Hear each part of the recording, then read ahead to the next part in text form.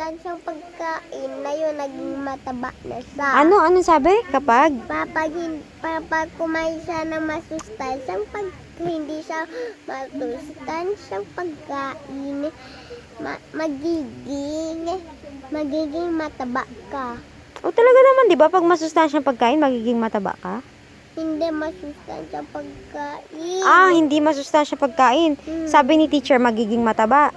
Tama naman ah. Hindi yung masustansya. Mali yun. Bawal. Minamali kayo. Mm. Talaga naman. Sinabi mo kay teacher? Ha? Ano sabi ni teacher? Ha? Ano sabi ni teacher? Ayan, pag hindi masustansyang pagkain, magiging mataba ka. Ano sabi ni teacher? So, tama si teacher? Hindi. Ay, hindi. Talaga naman. Baka naman nakala ni teacher masustansyang pagkain. Ha?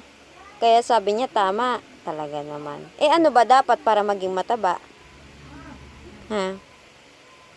Ano dapat para maging mataba? Masustansyang pagkain. Very good. Alam naman pala ng baby ko dapat masustansyang pagkain. Tulog ka na.